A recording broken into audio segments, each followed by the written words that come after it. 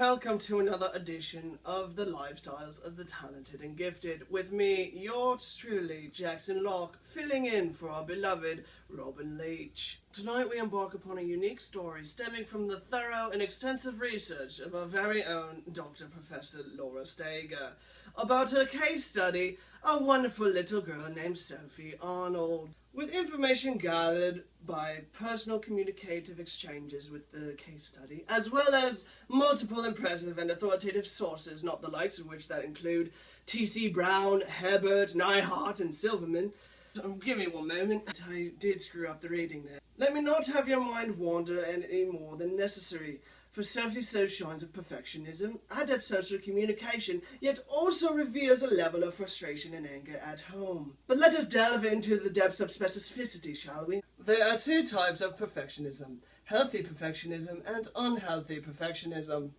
Healthy perfectionism enables the student to derive a source of pleasure from hard work and achieving goals.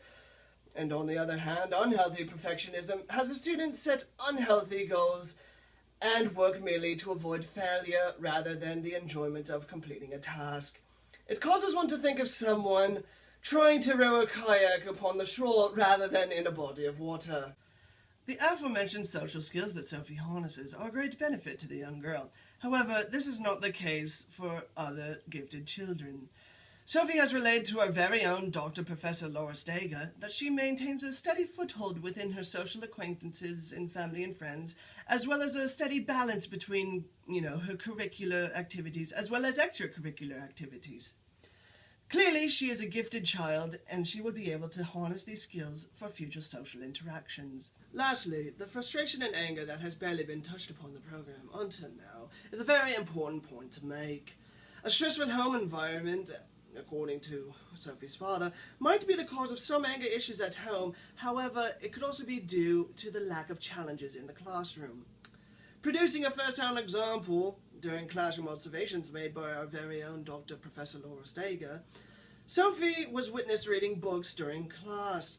When confronted, Sophie merely stated that she already understands the material and that she is rather bored. So what to take away from this talented and gifted child? A newfound understanding of the complexities of the talented and gifted? We sure hope so. That is the overall point of this program, anyhow. On a more serious note, Sophie would benefit from an accelerated learning rate, learning how to prioritize correctly, and to also set achievable goals.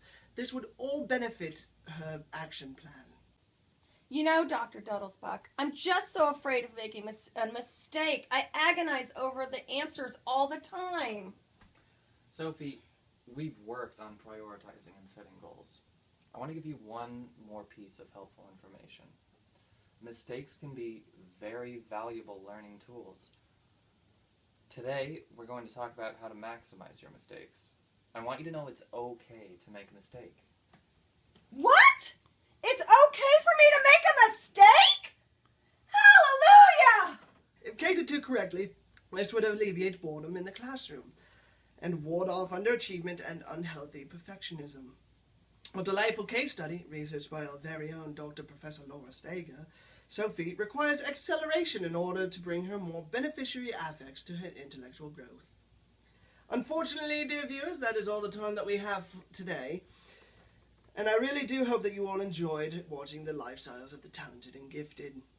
Thank you all for tuning in, and do join us next week as we try to understand the mind behind the greatest author of them all, Herman Melville.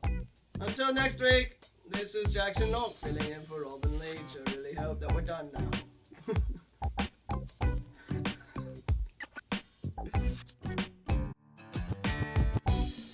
Sophie, sorry, darn it, dang it, diggity darn.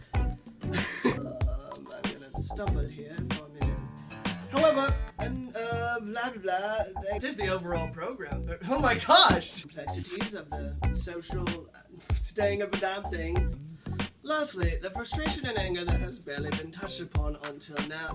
Gosh darn it,